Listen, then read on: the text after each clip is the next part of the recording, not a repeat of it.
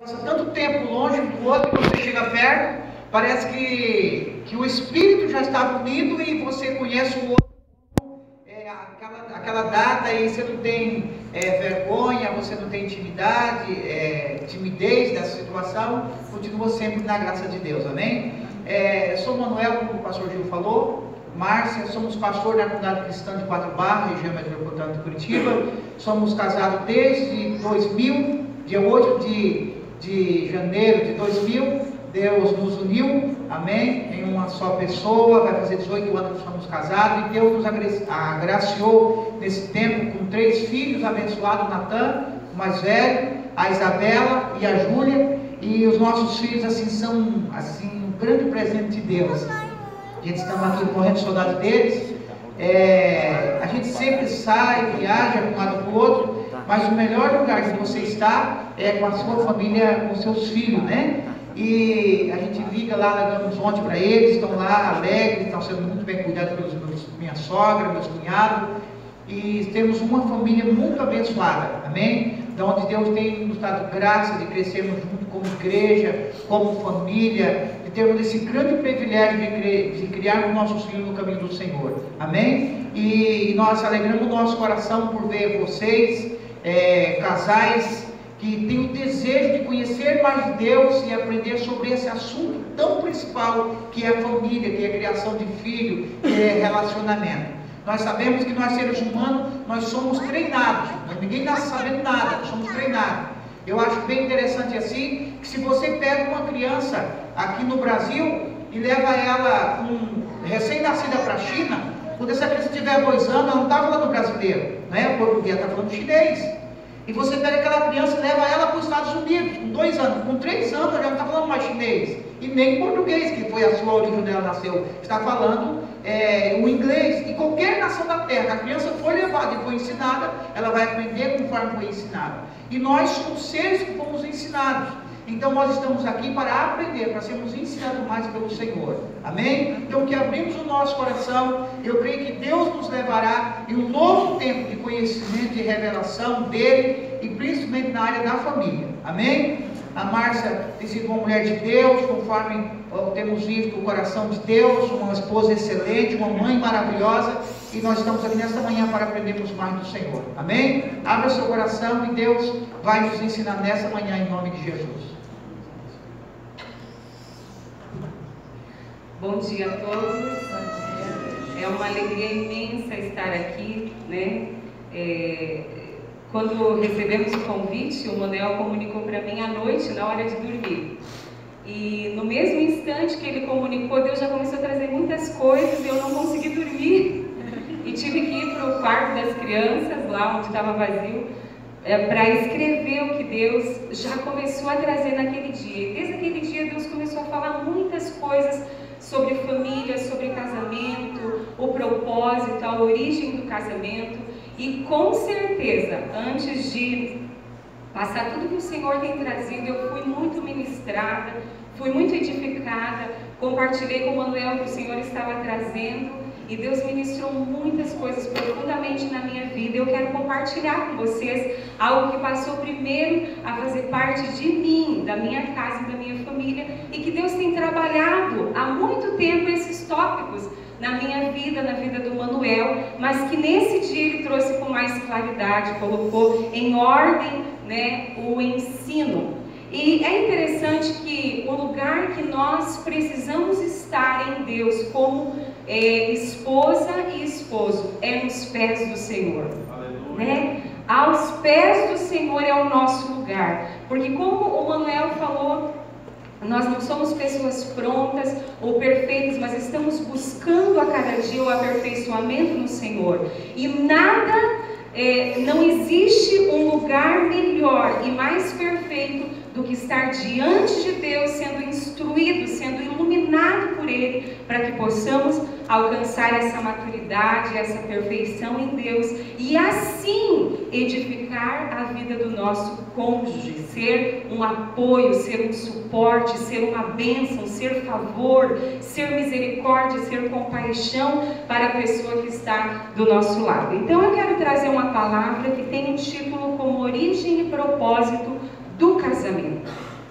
Quando nós vemos em Gênesis, nós vamos ler, pode abrir a sua Bíblia em Gênesis capítulo 2, nós vamos ler do 18 ao 24. Nós vamos perceber aqui a origem e o propósito do casamento. Fica muito claro nesses versículos a origem. A origem é o começo, onde se iniciou, onde nasceu o casamento. E o propósito é o seu fim, o seu objetivo, né? Para que foi criado o casamento? Gênesis capítulo 2, do 18 ao 24, diz assim: E disse o Senhor Deus, E disse o Senhor Deus, não é bom que o homem esteja só. Far-lhe-ei uma adjuntora que esteja como diante dele. Havendo, pois, o Senhor Deus formado da terra todo o animal do campo e toda a ave dos céus, os trouxe a Adão, para este ver como lhe chamaria. E tudo que Adão chamou a toda a alma vivente, isso foi o seu nome. E Adão pôs os nomes a todo o gado e às aves dos céus e a todo o animal do campo, mas para o homem não se achava adjuntora que estivesse como diante dele. Então o Senhor Deus fez cair um sono pesado sobre Adão, e este adormeceu, e tomou uma das suas costelas, tomou a costela de Adão, e cerrou a carne em seu lugar. E da costela que o Senhor Deus tomou do homem, formou uma mulher e a trouxe para Adão. E disse Adão: Esta é agora osso dos meus ossos. Grave essa palavra, osso dos meus ossos. Também carne da minha carne. Esta será chamada varoa, porquanto do varão de Adão, do corpo de Adão foi tomada. Então deixará o varão seu pai e a sua mãe, e apegar-se-á, se unirá à sua mulher, e serão ambos uma só carne. Nós vemos aqui nesse texto que a origem do casamento é de Deus, é em Deus. Aonde que se iniciou o casamento? No coração, no ser, na vontade, no propósito de Deus. Deus criou o casamento. E para um propósito que nós vemos muito claro aqui nesse texto, para que este casal fosse um. Nós vemos aqui que Adão recebeu uma anestesia de Deus, recebeu essa anestesia, adormeceu, e Deus foi lá e tirou uma costela de Adão, um pedaço de Adão. E desse pedaço de Adão, ele formou a mulher. Formou a mulher e trouxe a mulher para Adão. E Adão olhou para essa mulher e disse o quê? Esta é osso dos meus ossos. Esta é carne da minha carne. Ou seja, nós somos do mesmo material. Nós somos o mesmo. Nós somos um. Ele disse: esta mulher foi tirada de mim. Ela foi tirada de mim. Ela é parte de mim. E no fim da leitura, nós vemos que o homem deixará a sua mulher e se unirá. Amém? E serão um. Então, todo o texto, os versículos que nós lemos ali, desde o 21 ao 24, está expressando uma verdade de Deus, está expressando o propósito de Deus para o casamento, que é que o casal seja um, não dois. Um puxando para um lado e um indo para o outro, mas os dois unindo em busca do mesmo alvo, vivendo pelo mesmo propósito, avançando juntos, caminhando juntos, não a mulher atrás, o homem à frente, ou a mulher para um lado e o homem para o outro, um puxando para um lado e outro puxando para o outro, não, os dois unidos. Este é o propósito do casamento. E é tão interessante que Deus, Ele estendeu essa unidade ao homem porque Ele é um. A Bíblia diz que Deus é um com o Filho e com o Espírito Santo. E quando Deus cria o homem, a impressão que nós temos é que Deus quer estender o que há no céu para a terra. Nós vemos a criação do jardim. Quando Deus cria o jardim, Deus coloca uma imensidão. Não conseguimos colocar em palavras, expressar a abundância de vida que havia nesse jardim. A abundância de riquezas, de prosperidade, de graça, de glória que havia nesse jardim. Então podemos imaginar que era uma extensão do céu à terra. E assim como Deus era um com o Pai, e com o Filho e com o Espírito, Ele também desejou que isso fosse estendido ao homem. Que o homem fosse um com a mulher e a mulher um com o homem, e o homem também fosse um com Deus. Ou ao contrário, que o homem fosse um com Deus e após o homem um com a mulher. Então Deus trouxe essa verdade para dentro de nós. Deus trouxe essa realidade. E quando nós olhamos para a palavra de Deus, toda a palavra de Deus ela está permeada dessa palavra de unidade, né? O homem um com Deus, o casal um entre si e um com Deus, o povo de Israel deveria ser um, a igreja deveria ser um. E abra para nós vermos um texto sobre unidade em João 17. João 17, do 20 ao 23.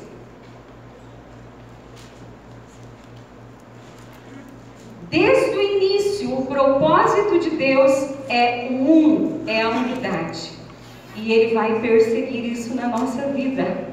Ele vai insistir isso contigo, vai insistir isso comigo, com o Manuel, que sejamos um com Ele e um entre nós, porque na unidade está a força, na unidade está o avanço, está a conquista, está a prosperidade. João 17, 20 diz assim, Jesus orando por seus discípulos, Ele diz, eu não rogo somente por estes, eu não rogo somente pelos discípulos, mas também por aqueles que pela sua palavra hão de crer em mim, que somos nós, amém? A oração de Jesus por nós.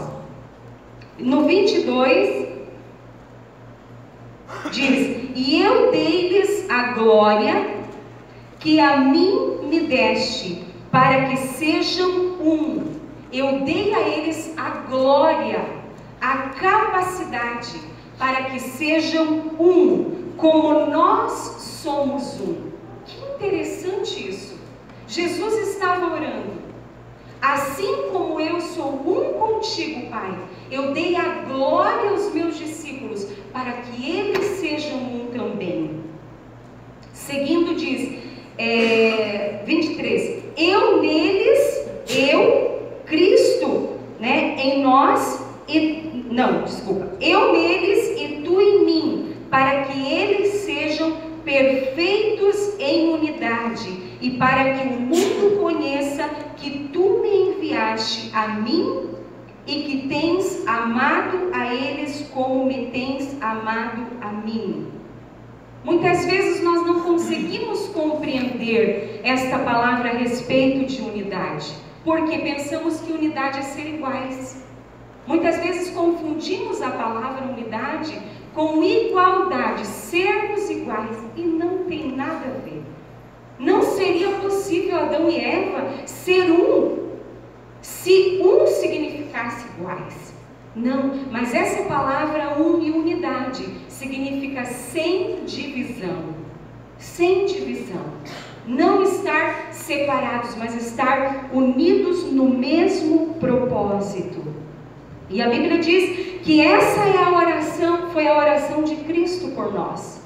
Esse é o desejo, esse é o propósito de Cristo por nós, que nos tornemos um. Então, o que é ser um se não é ser iguais? O que é ser um se não é ser iguais?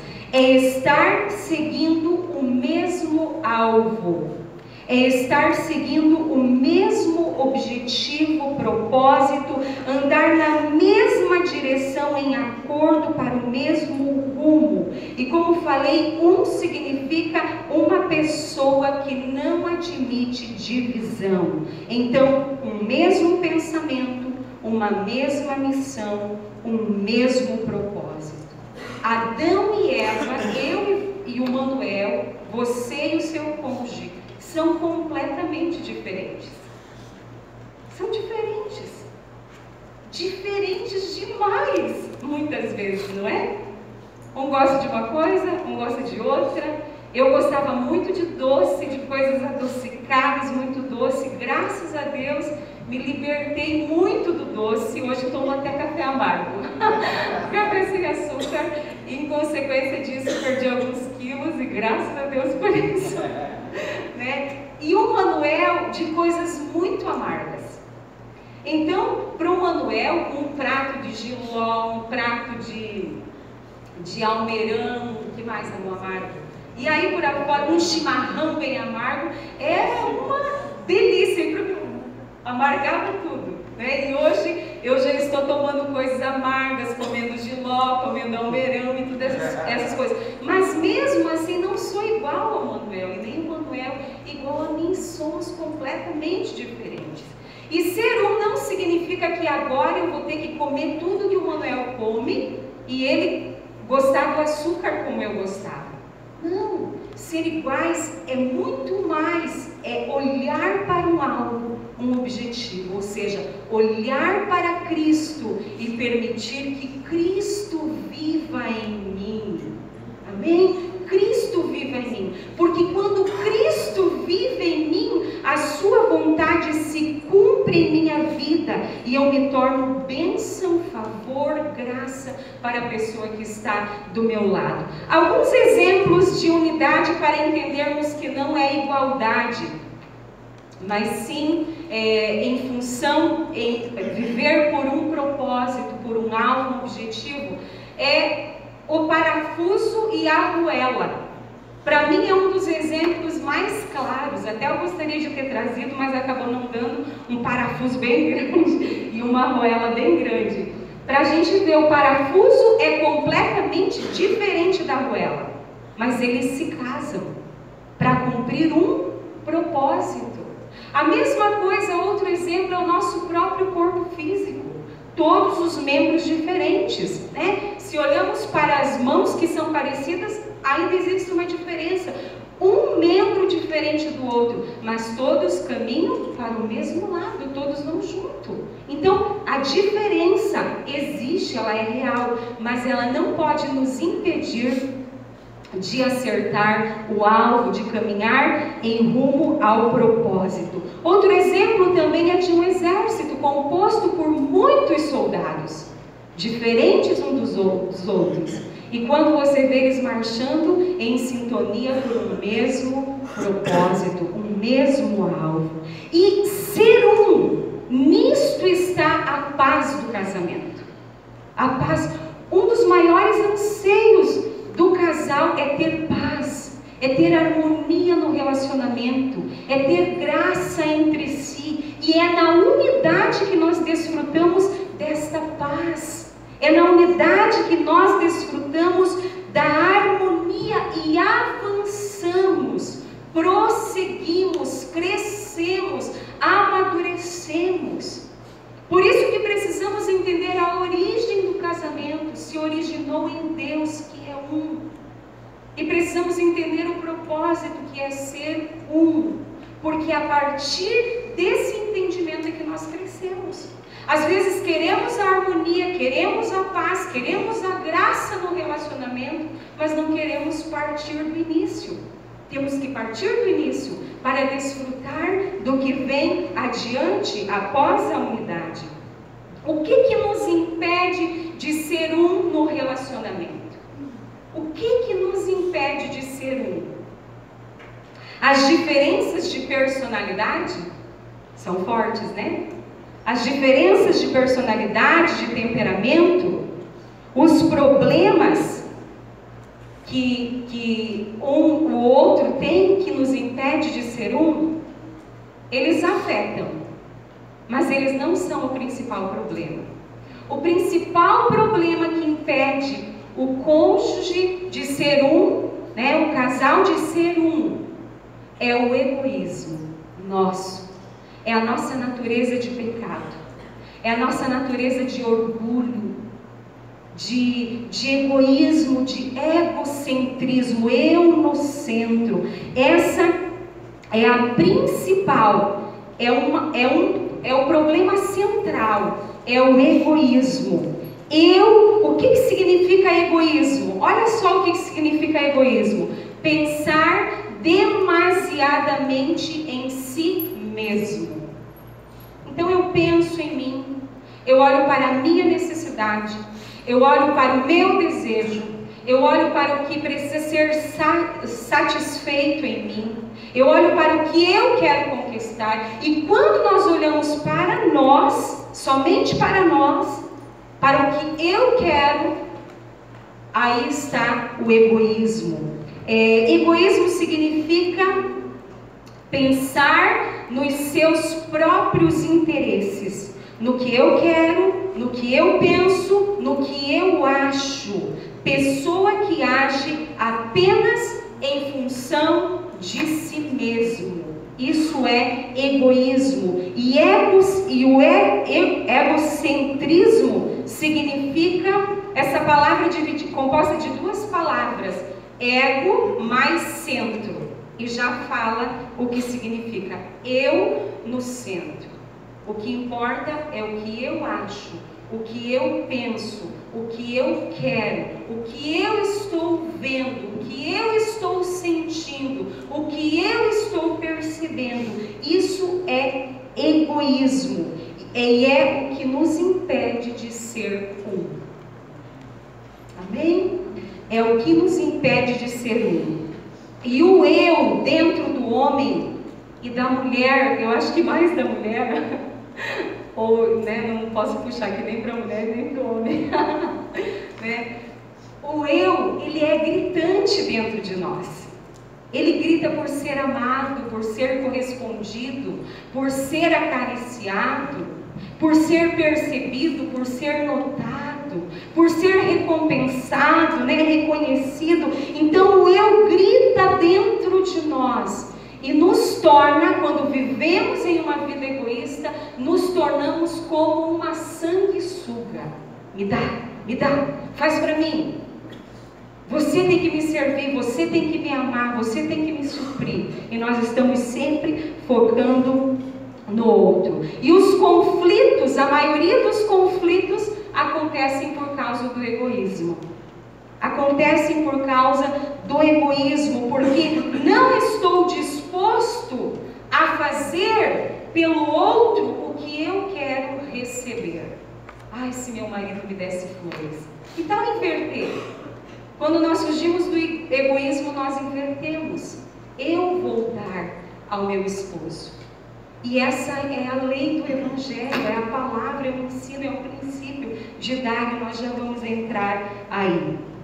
Então o casamento, ele muitas vezes, quando impera o egoísmo, ele se torna uma batalha, não um casamento. Duas pessoas divididas, lutando pelos seus próprios interesses e sem perceber, muitas vezes, ferindo um ao outro, desapontando um ao outro, né? Às vezes em palavras e às vezes em gestos, em comportamentos, dizendo: me satisfaz, me corresponda, me agrade, me dê atenção, me elogie, me perceba, me ame, e assim por diante. Então nós vamos ver agora alguns princípios que nós precisamos aplicar para que a unidade aconteça dentro do nosso lar e possamos prosperar. Primeiro é o dar. Essa simples palavrinha de 3 letrinhas, dar, D-A-R, que significa oferecer, entregar alguma coisa ao outro sem esperar nada em troca.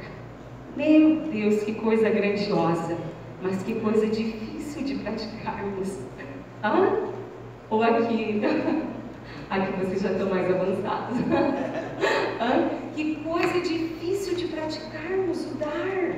Dar ao nosso cônjuge sem esperar nada em troca. Que coisa valiosa, que princípio grandioso, que quando entramos por ele, desfrutamos de um maior prazer, porque é melhor dar do que receber, a Bíblia diz. É melhor dar do que receber. Foi feita uma pesquisa em uma universidade dos Estados Unidos e eles pegaram dois grupos de pessoas para medir o nível de satisfação. Eles deram uma quantia financeira para um grupo e uma quantia financeira, a mesma quantia financeira para outro grupo. E separaram esses grupos e orientaram o que eles iriam fazer com o dinheiro. Um grupo iria gastar esse dinheiro para si mesmo. Então ia para o shopping, ia comprar perfume, ia comprar joia, ia comprar sapato, roupa e assim por diante. E o outro grupo ia comprar coisas para dar para o outro. Somente coisas para dar, não ia comprar nada para si. E eles foram e fizeram conforme a orientação. E quando voltaram, eles foram medir o nível de satisfação. E o nível de satisfação maior estava em todos que deram e não que compraram para si. Isso foi uma pesquisa que foi feita nos Estados Unidos. Então, há um nível muito maior de satisfação, de prazer, de alegria no dar do que no receber. E nós focamos aonde? Em receber. Nós estamos focados muitas vezes dentro do casamento em receber algo do nosso cônjuge, sendo que a palavra nos ensina que é dar. Porque se eu dar algo para o Manuel, automaticamente eu vou despertar nele também a vontade de me corresponder. Mas muitas vezes nós ficamos pedindo, ficamos criticando, dizendo: você não dá, você não percebe, você não valoriza, e não funciona, não chegamos a lugar nenhum, só chegamos ao desconforto, no relacionamento, a desarmonia. É interessante nós percebermos que Deus colocou em nós a sua natureza. A natureza de Deus é de dar. Veja comigo, Deus deu o seu Filho ao mundo. Deus deu o seu Filho ao mundo. O que o Filho fez? O Filho deu a sua vida por nós. Abre comigo em Coríntios capítulo 5. 2 Coríntios, capítulo 5. Eu vou correr um pouquinho para mim não tomar muito tempo. 2 Coríntios, capítulo 5, versículo 14 e 15, diz assim: porque o amor de Cristo nos constrange. O amor de Cristo nos constrange, julgando nós assim, que se um morreu por todos, logo todos morreram. E ele morreu por todos, para que os que vivem não vivam mais para si. Amém? Não vivam mais para si, mas para aquele que por eles morreu e ressuscitou. Cristo morreu por nós. Amém, queridos?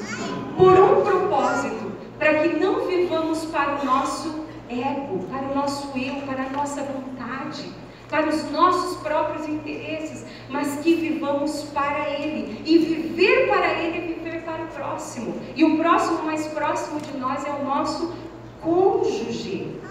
Então Ele nos comunicou, Ele nos deu essa natureza de generosidade. Ele nos deu essa natureza de dar, de entregar, de se despojar, de abençoar, de dar sem esperar nada em troca. E a Bíblia fala muito a respeito de que o que nós plantarmos, nós vamos colher. O que nós plantarmos, nós vamos colher. E isso funciona para todas as áreas da nossa vida. Queremos receber sem dar, queremos colher sem plantar, isso é impossível. Nós precisamos, dentro do casamento, mudar o foco. Mudar o foco. Mudar completamente, sermos radicais, tomarmos o que Romanos capítulo 2 nos fala: não vos conformeis com este mundo, mas transformai-vos pela renovação da vossa mente.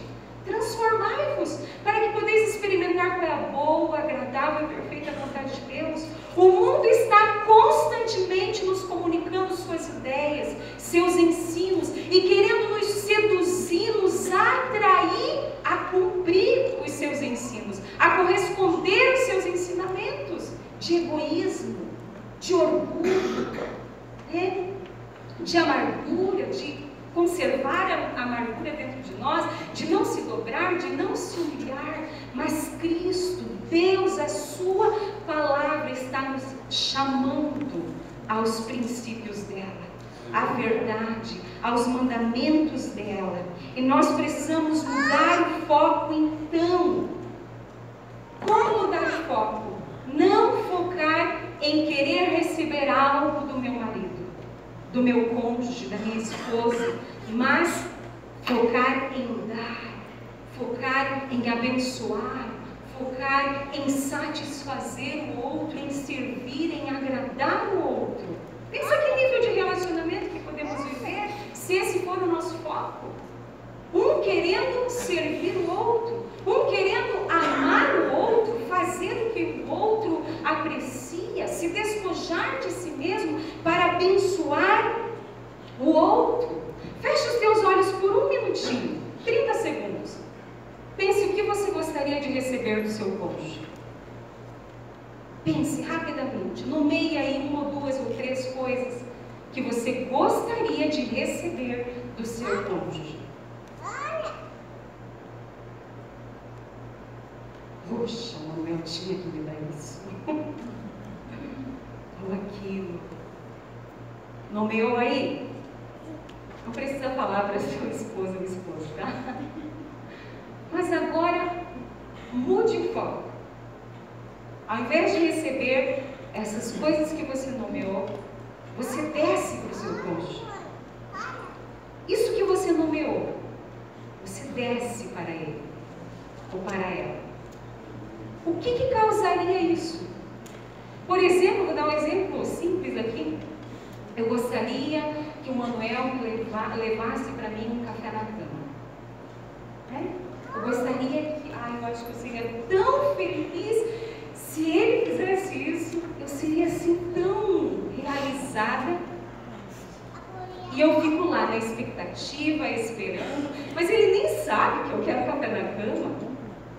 Agora eu levanto mais cedo e vou levar café na cama. Acabou a espera, acabou a aflição, acabou a angústia. Eu falo de fazer isso de todo o seu coração. Amém?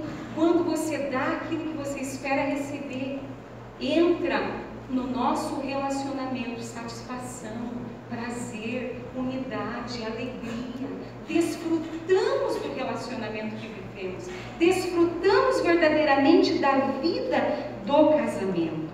Segundo ponto, reconhecer os pontos positivos. Somos expertos em apontar, levantar, exaltar os pontos negativos.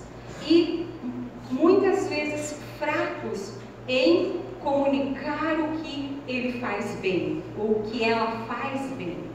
Esquecemos, não percebemos, não comunicamos. E nós precisamos despertar isso dentro do casamento. De falar, de comunicar com o outro. Você é um bom administrador. Eu sempre falei para o Manuel, você é um bom administrador. Eu te admiro como você admira, como você faz, como você anota, como você organiza. Sempre comuniquei isso para ele, amor? E continuo comunicando. É um homem de caráter, é um homem zeloso, é um homem íntegro. Eu comunico essas verdades para ele. Temos defeito? Com certeza. Mas quando nós comunicamos, evidenciamos o defeito, ele nos atrapalha muito. Ele gera desconforto na relação, ele gera distanciamento. Ele espanta a pessoa de perto de mim. Às vezes não entendemos porque o cônjuge está longe de nós, ou não quer ficar do meu lado. Mas o que eu estou comunicando?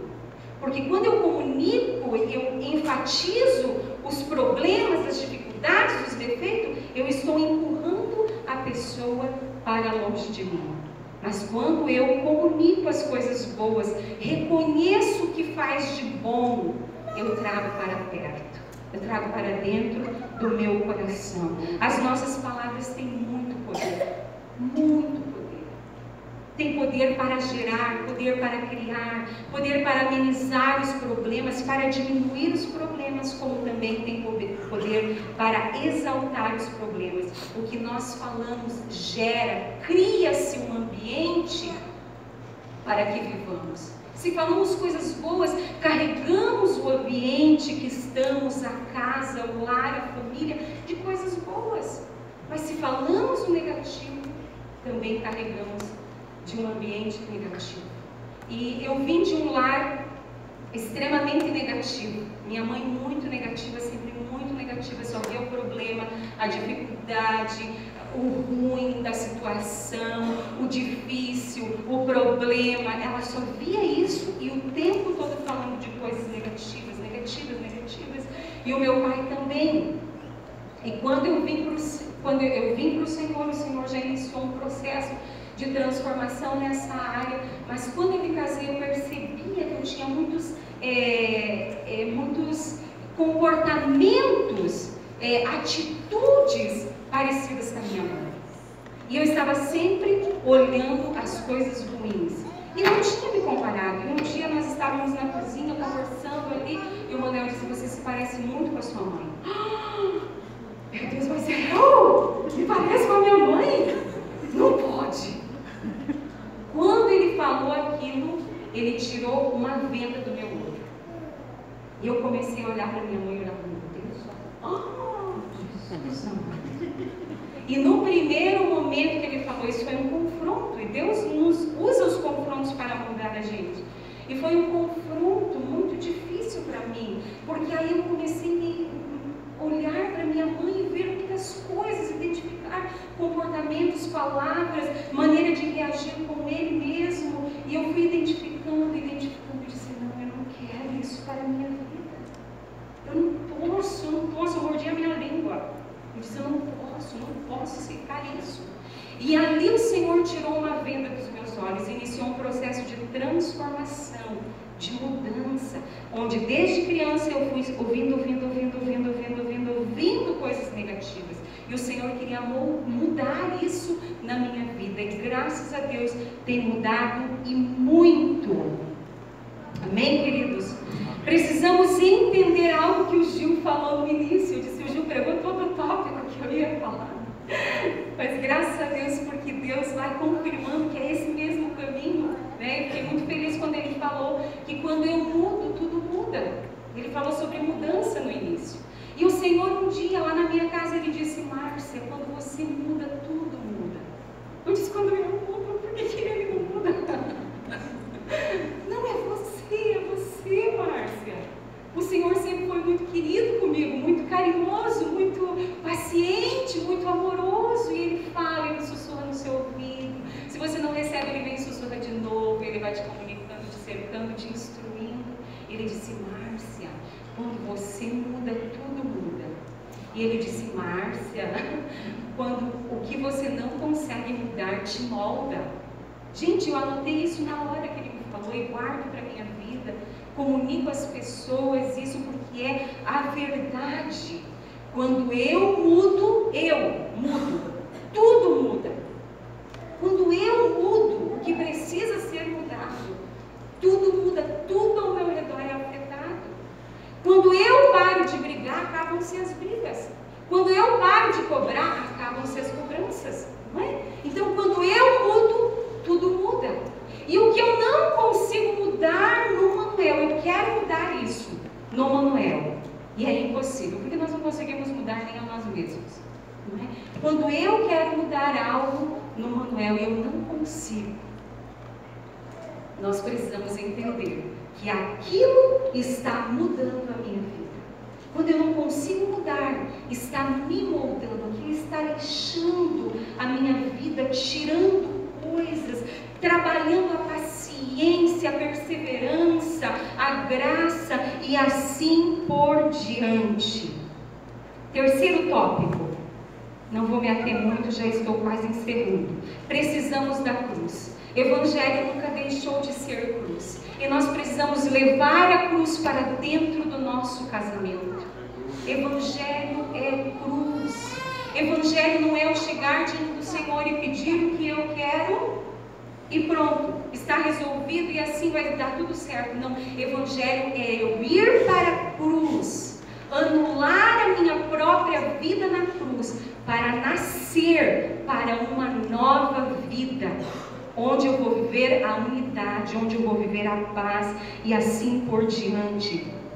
A cruz não é o meu cônjuge, não é o meu problema, não é a minha dor, não é nada. A cruz não é nada disso. A cruz é o que eu preciso diariamente, todos os dias, para matar o meu ego, o meu orgulho, a minha vontade.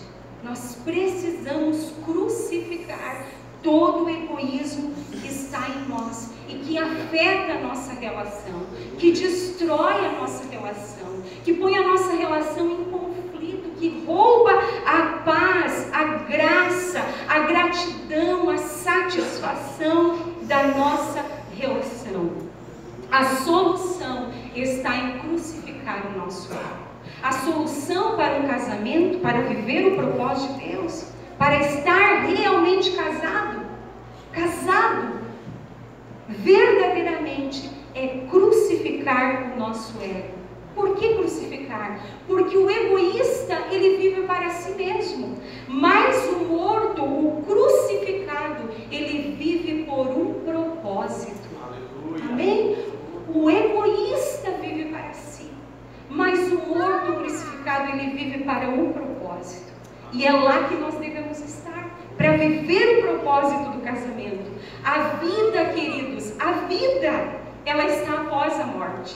Jesus disse: se o grão de trigo não morrer, não poderá viver, não poderá nascer, crescer e frutificar, não poderá manifestar a vida. Cair, queridos, a semente, ela precisa cair na terra, ser coberta pela terra, ela precisa ser sepultada, ela precisa ser escondida, anulada, para que daí ali, escondido, humilhado, enterrado, possa brotar e germinar a vida que está dentro dela. Nós precisamos levar, me entenda bem, nós precisamos levar morte para dentro da nossa casa, para que a vida seja resplandecida. Qual tipo de morte? A morte do ego, a morte do pecado, a morte do velho homem, a morte do homem amargurado, que cobra, que pune, que critica, que vê o defeito. Esse tipo de morte nós temos que levar, porque quando nós levamos a morte, a vida vai sim resplandecer. Jesus disse: aquele que não perder a sua vida, a vida egoísta, não poderá encontrar a vida. Ele não poderá encontrar a vida que está nele. Amém, queridos? A Bíblia também nos ensina que a morte, que a vida está após a morte. Cristo veio, foi crucificado. E o que aconteceu após a morte? Ressuscitou em nova vida. Então a morte, a vida está após a morte. Nós precisamos cair na terra, nós precisamos nos humilhar, nós precisamos desaparecer com o velho homem em nós, que impera em nós, para que a vida de Deus resplandeça em nós. Não poderemos praticar tantas coisas que nós aprendemos a respeito de casamento sem a morte. Eu poderia passar para você 10 tópicos a respeito do casamento. Ame, respeite, perdoe, honre, compreenda, ajude, ore junto. Muitas coisas. É possível cumprir isso sem morte? Não tem como. É possível você perdoar alguém que te ofendeu se você não pegar aquela amargura, aquela raiva, aquela agonia, aquela decepção que está dentro e colocar na cruz? Impossível. Por isso que às vezes não conseguimos ser bem-sucedidos no casamento, porque queremos o perdão, queremos o amor, queremos a compreensão, mas não queremos contrário que está dentro de nós, para que flua toda essa graça, toda essa grandeza. E por último, nós precisamos amadurecer na relação. O Senhor trabalhou muito isso comigo. Precisamos amadurecer na relação.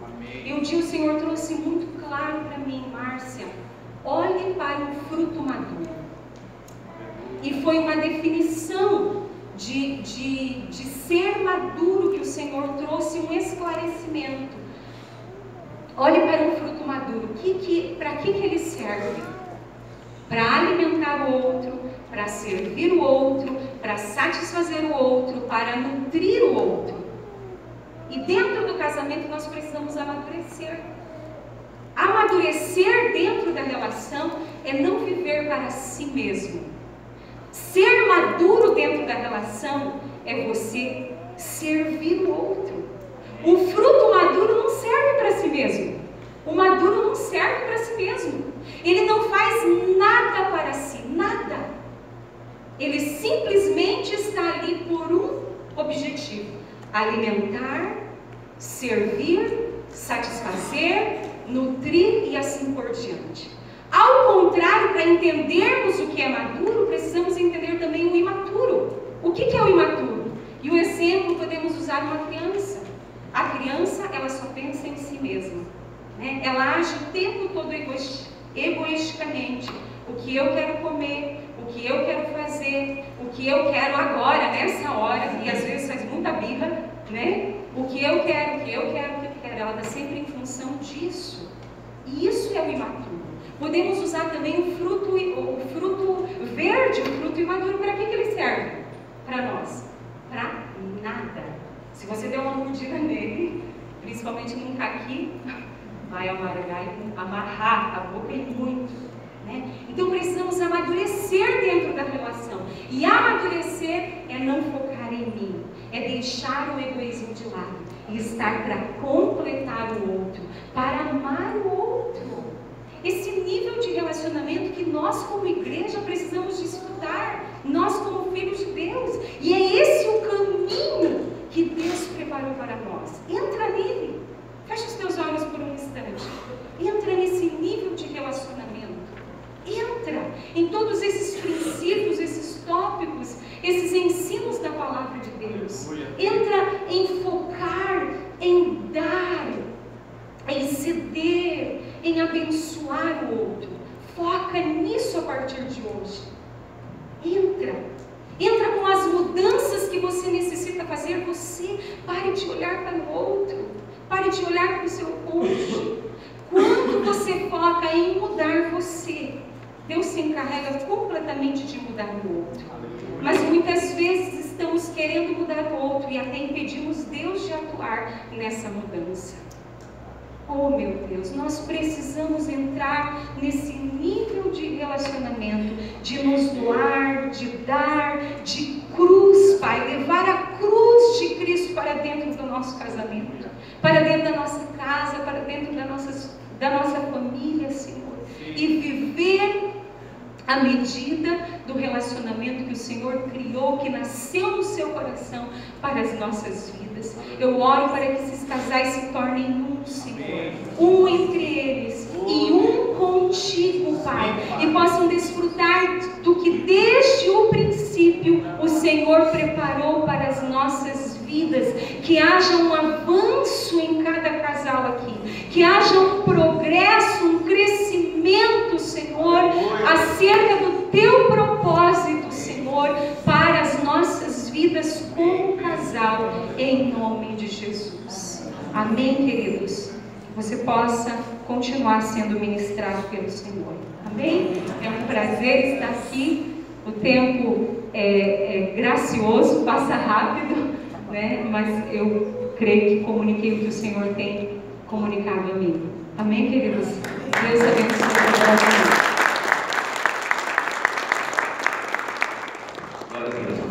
Então, 5 minutinhos para você ir no banheiro rapidinho, tomar um cafezinho, chá, suquinho ali, tá? 5 minutinhos mesmo, tá, gente? Para que a gente não avance muito no horário do almoço. Deus abençoe. 5 minutinhos, estamos aqui de volta.